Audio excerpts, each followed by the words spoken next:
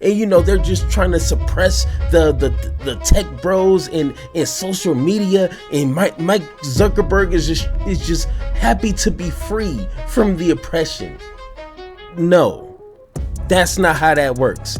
Once again, we understand, or at least we should, that individuals like that don't have standards, they don't have morals, they don't stand on policies that's for the people.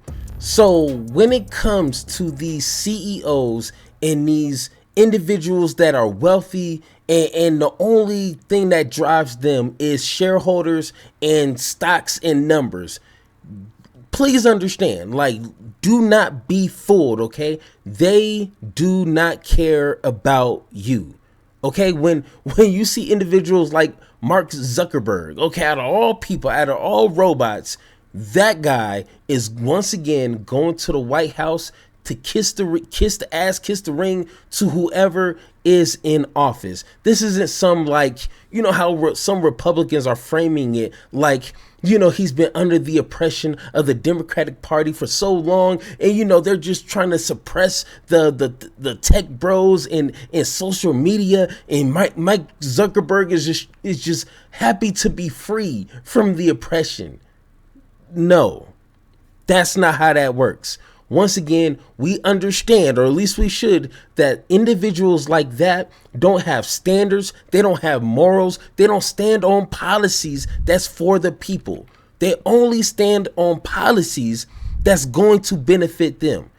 They don't care about you. Do you think Mark Zuckerberg really gives any hoots about freedom of speech? No. Do you think Elon Musk, who bought Twitter to be free speech, gives a rat's ass about that? No. There you go. See now we're starting to understand this. So when we have these conversations like we're about to have now, please understand, don't be fooled by the media, trying to make it seem like people are coming to the light to an understanding how Trump is going to save the day. No, do not be fooled. So let's go ahead, get into this conversation. Let's go ahead and watch The Rising.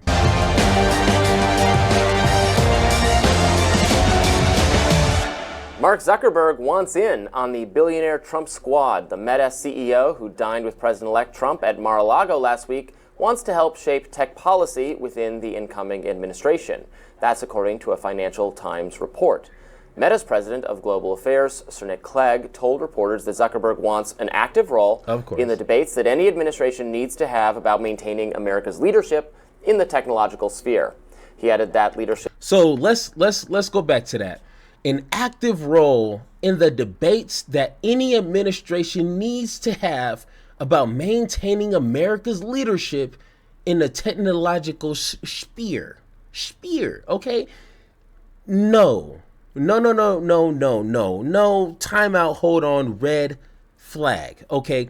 It is always worrisome to have a wealthy individual at these conversations.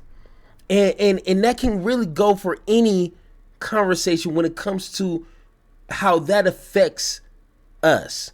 Because 9 times out of 10, okay, I'm not the sharpest knife in the kitchen, okay? But I could probably bet that whatever conversations they're going to have or they want to have in the future is not in our best interest. And when it comes to media, social media platforms, they need to be held accountable when it comes to misinformation. That's simple. It's really no conversation in regards to that. I don't care about your freedom of speech or whatever you think that means. Because if you think your freedom of speech relies on going on social media and saying the dumbest shit that you can think of and label that as freedom of speech, no, that is not how that works. Go back. I highly suggest you go back, look that up, dumb it down for yourself, and then come back to the conversation. That's not what freedom of speech means in regards to the First Amendment. Okay, so let's go ahead and continue. To have about maintaining America's leadership in the technological sphere. He added that leadership will be important amid global geostrategic uncertainties and the advent of AI. In a shocker, Clegg admitted Meta was, quote, too heavy-handed in its approach to content moderation. Now, if you recall, earlier this year, Zuckerberg himself fessed up in a letter to Congress that the platform caved under pressure from the Biden administration to censor Americans. This comes as Facebook and Instagram's parent company, Meta, said Tuesday that it takes down harmless content by mistake too often, which Clegg said, quote, gets in the way of free expression that we set out to enable. He added that... Okay, so once again, I don't understand how that's confusing to people on why that should be. And it just sounds like Zuckerberg under Biden administration, he was taking a lot of heat from Republicans, from idiots who were saying that they were being censored. And this is especially during COVID, that they were being censored, that their freedom of speech was being smothered by big tech because they wanted to downplay. They wanted to say that there was no such thing as COVID. In Trump's famous words, this will be over in a couple months. That's literally what he said. And they want to, for whatever reason, claim that was censoring their freedom of speech. So now, under Trump's administration here in a couple months, now he wants to backtrack and say, oh, I was feeling the pressure under Joe Biden to censor misinformation and idiots from harming other people. How, once again, if you're watching this and you disagree, how is that a bad thing? I don't get it, but let's go ahead and continue. Too many people get penalized unfairly, and Meta pledged to improve their policy rollouts going forward. Many on the right see this as a renewed victory for free speech. But others are also angry about a possible Zuckerberg role in the Trump administration. Georgia Representative Marjorie Taylor Greene posted on X, so Mark Zuckerberg and Meta are trying to be nice to President Trump in order to play an active role in Trump's upcoming tech policies. Let's test how nice Zuckerberg and Meta will be to us lowly MAGA folks by posting our free speech opinions on Facebook and Instagram. That is, if you weren't already banned by both platforms during COVID. And co-host of the Ron Paul Liberty Report, Chris Rossini, wrote, oh, really? Who else? Does Bill Gates want national renewal, too? Yeah, look, I think I disagree with these guys, with the Marjorie Taylor Greenes and the Ron Paul guy a little bit here. I understand why they dislike Mark Zuckerberg so intensely for the COVID-era moderation policies, which were very, very bad, and I have ongoing frustrations with Facebook over some of its fact-checking, which, unlike Twitter X, fact-checking there is done by that community notes feature, which is awesome. Facebook still uses third-party fact-checking organizations to police content, and these organizations are just left-wing activist groups that are terrible. I've complained about this many times. Once again, that's coming from someone who's a Republican, who's a conservative. That doesn't mix. That's like asking a McDonald's CEO eating Burger King and rating it. Of course he's going to say, it's all right, it's not as really. Of course he's going to downplay it. So once again, when honestly, just think about this. Zuckerberg somehow gets some position in Trump's administration. Do you think Trump is going to be the individual to sit down like an adult in a meeting and say, you know what? We need to make sure the American people can have, the freedom to express themselves. If it's against me, if it's for me, they need to be allowed to do that. They need to be able to freely do that. But at the same time, we need to make sure social media platforms are responsible in not allowing hate speech or harmful misinformation to be let out there and to be consumed by the majority of Americans. We need to make sure we can do both things. Do you think that's going to happen? No. Ding, ding. I'm sorry to burst your bubble. Trump is not going to do that. To him, misinformation is any information that is looking down upon him or against him in any way, shape, or form. That is not how social media works. Once again, I don't feel comfortable with social media platforms kissing the ass of a president.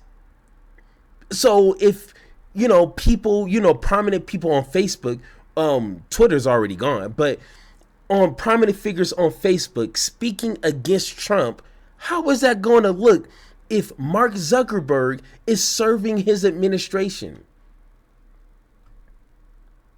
Just think about it.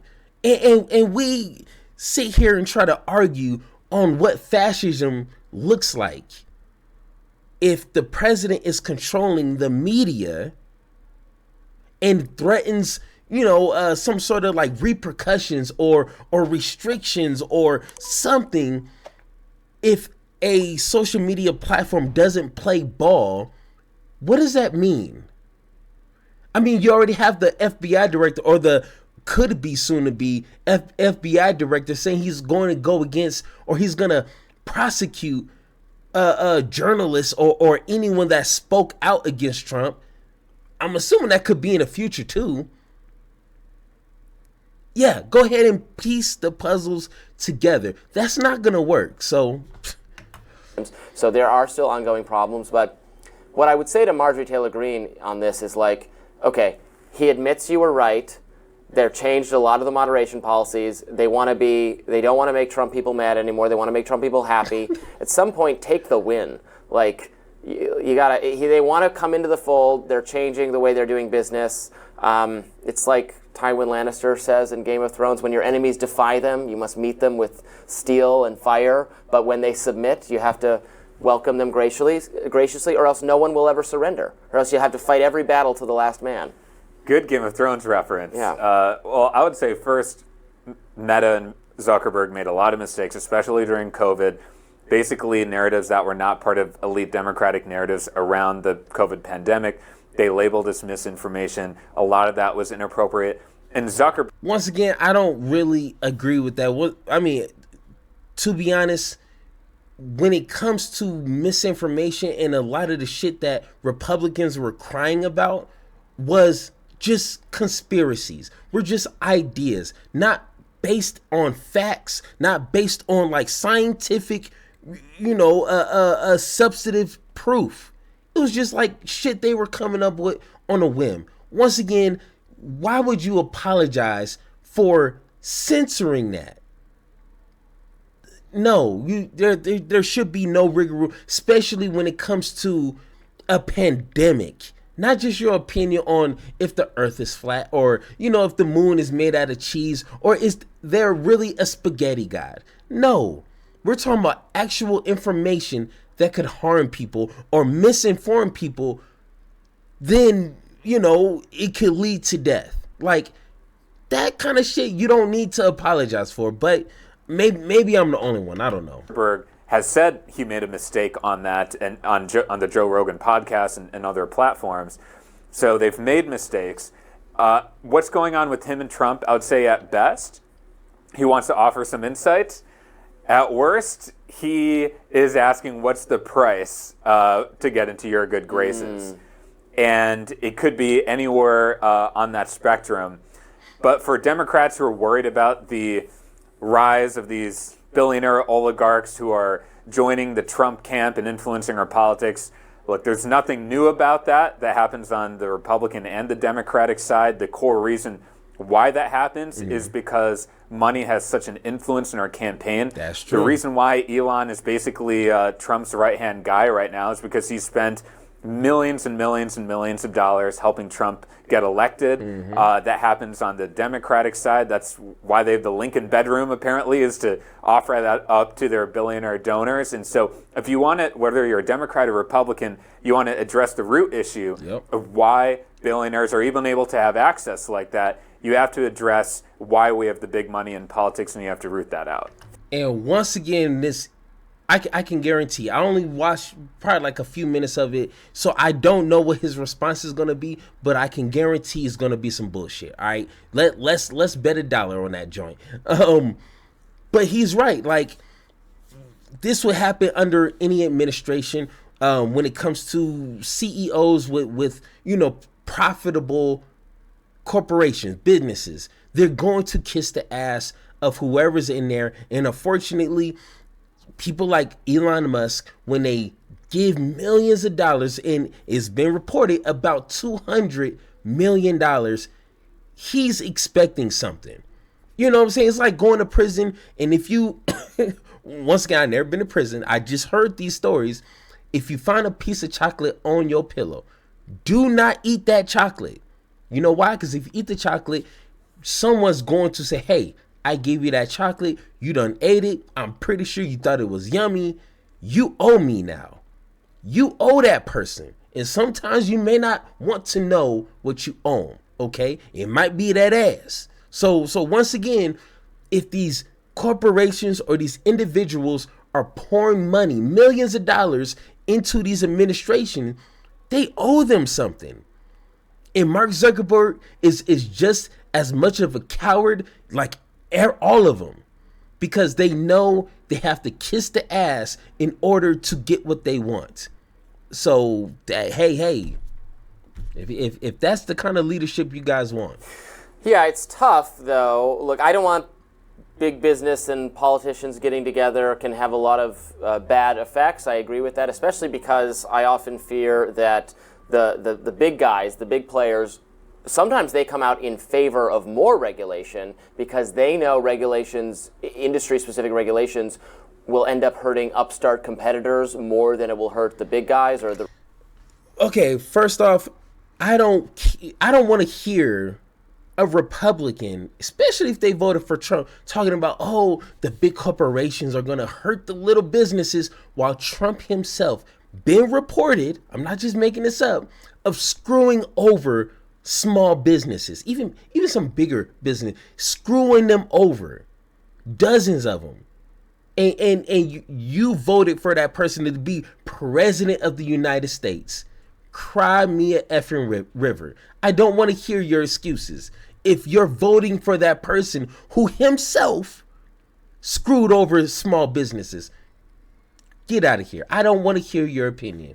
The regulations will be structured in some ways to hurt the little guys more than the big guys. This has been an issue with tech regulation, and in fact, Meta and Zuckerberg came out in favor of changes to Section 230, the statute that has a lot to do with internet liability. They came out with, and this was years ago, with support for more regulation that Twitter, and this was before Elon was involved, Twitter opposed. And the reason was, if you looked very closely, this would have imposed massive new constraints on the companies. Twitter at the time, and still is, a much smaller company that could afford to have fewer moderators, that didn't have enough money to hire more moderators. Under this regulation, it would have hurt them much worse than it would have hurt Meta. So even though you might go, well, regulation, industry's against that. No, the bigger guy was for it because it's going to hurt their rival more. And that's mostly what I worry about when big business becomes involved with government. Now, I agree with Zuckerberg, though, that America should remain the most important and supportive of a country for technological innovation. There's a reason that the United States is the hub, Silicon Valley is the hub of growth in this all-important, critically important for the survival of our species sector, and Europe lags behind and other parts of the world lag behind, and that is because they don't have favorable environments for internet and for speech and for innovation, because they're too regulated and they have too many bureaucrats running everything. So it is... Once again, I wouldn't just assume that's the only reason why, just like we heard a few months ago where Candace Owens was banned from Australia. And then other countries was like, hey, we're going to kind of follow suit because they don't have a nonsense. They don't have a stomach or just the patience for dumbasses like that who are just going to incite some bullshit, some conspiracy theories that could lead to citizens doing some dumb shit. That's obvious. You know what I'm saying? Like, you wouldn't want your kids hanging around other kids who are not checked by their parents, who are just out there doing whatever they want, saying whatever they want, acting however they want. You don't want your kids to be influenced by that. I got my own kids. I don't want my kids around your badass kids. I'm sorry. I don't want them to bring that home and then I got to deal with that. So I understand. Once again, other countries are regulating when it comes to just censoring craziness, hateful speech, and misinformation for a reason. Because they don't want to deal with the United States, who have no control, just letting people say whatever, do whatever, how whatever. They don't want to bring that back to their own country. Once again, I kind of understand it. Now, of course, you got to really do that carefully because you don't want to over censor. But I would rather a little over censor than not censor at all. And then we have the country with a Candace Owens, a Ben Shapiro, a Matt Walsh. That is a crazy ass mix.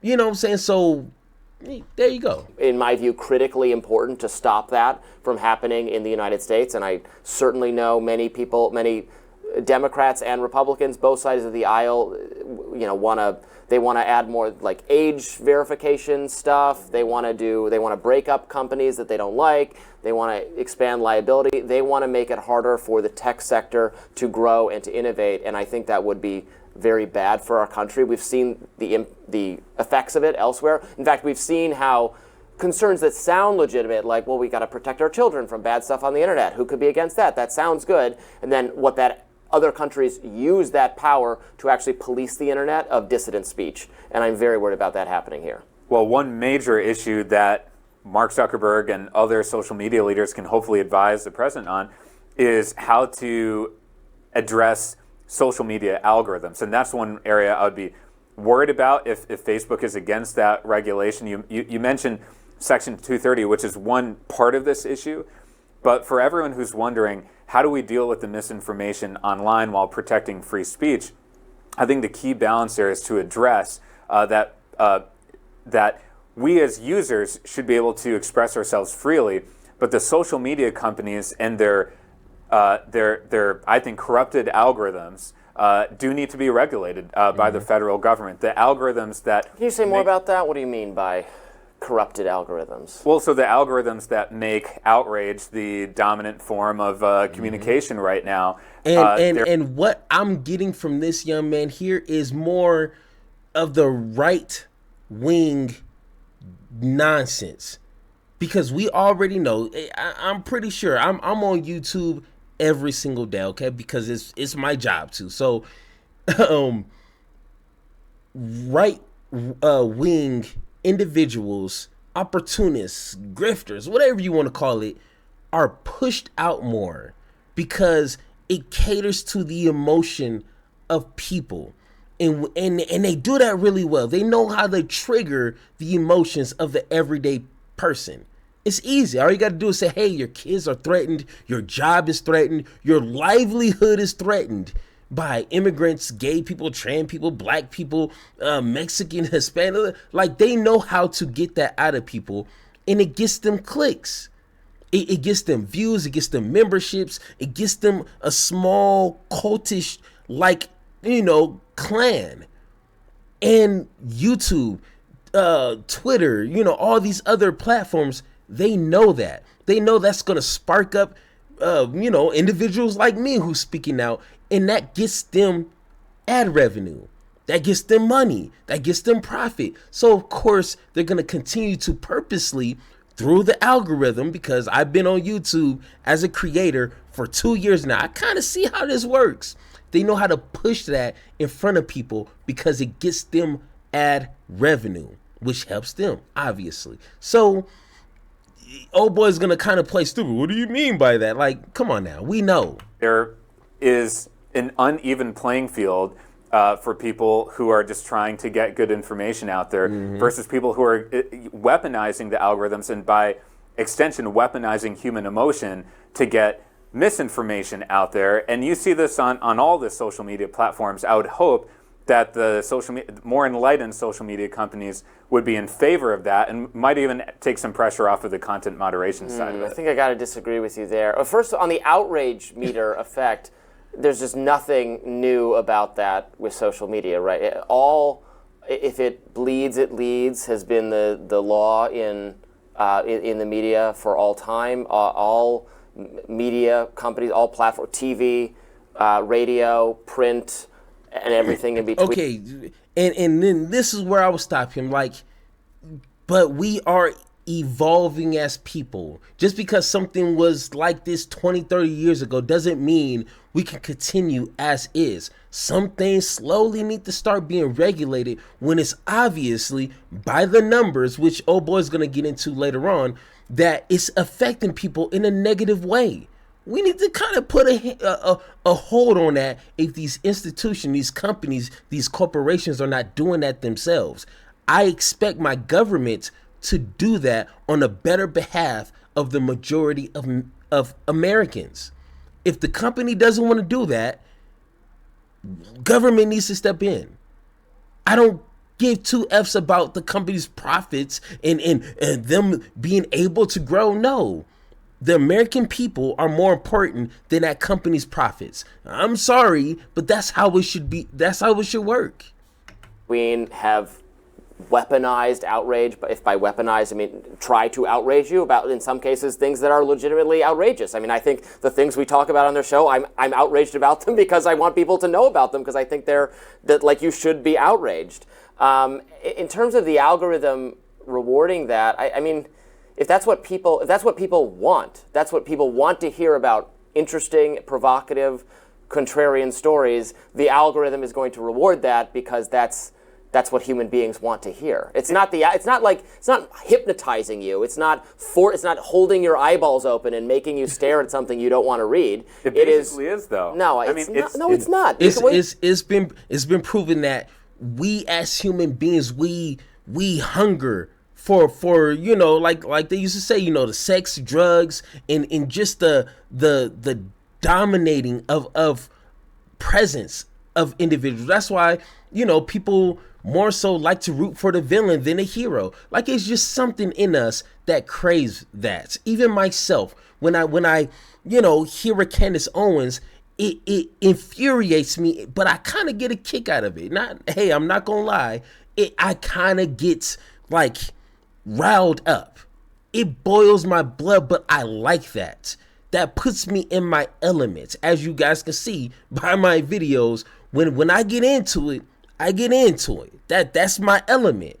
You know what I'm saying? So it's just weird, and I'm not the only one. When people like are in opposition and they have someone to go against, that drives them better than anything, better than any drug. That's already been proven.